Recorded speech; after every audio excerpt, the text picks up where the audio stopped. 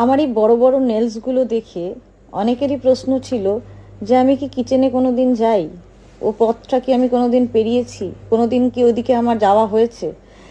সত্যি যাই, মাঝে মাঝে নয়, প্রায় রোজই প্রায় যাই।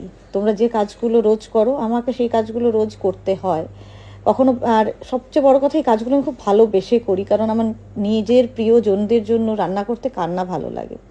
আমারও ভালো লাগে রান্না করতে।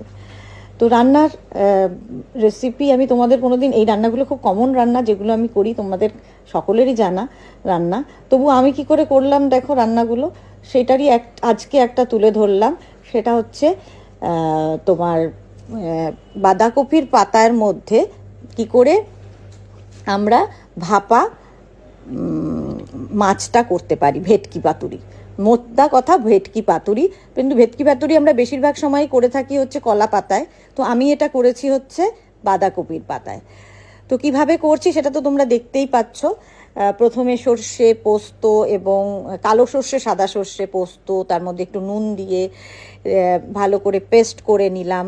তারপরে মাছগুলোকে একদম জল ছাড়িয়ে নিয়ে ওই কলা কি বলে বাঁধাকপির পাতার মধ্যে দিয়ে সেটাকে ভালো করে মুড়ে নিলাম। আমার কাছে যদিও সেই রকম মানে সুতো ছিল না, জাস্ট যেই সুতোগুলো দিয়ে আমরা সেলাই করি সেই সুতো দিয়েই মুড়ে নিলাম পাতাগুলোকে।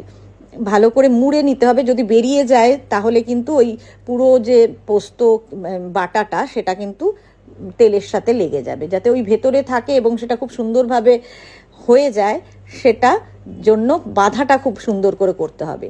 তারপর একটা প্যানের মধ্যে আমি দিয়ে দিলাম অল্প সর্ষের তেল, আর তাতে ছেড়ে দিলাম এই পাতাটাকে দিয়ে আমি এবার এর উপর একটা চাপা দিয়ে দেব। চাপা দিয়ে একদম সিমে দিয়ে দেব গ্যাসটা, যাতে এটা হতে থাকে সুন্দর করে এবং ভেতরে যে মাছটা আছে সুন্দর মাছটা হয়ে যায়। তারপর একটা দিক হয়ে গেলে আরেকটা দিক খুব সাবধানে আবার উল্টে দিতে হবে।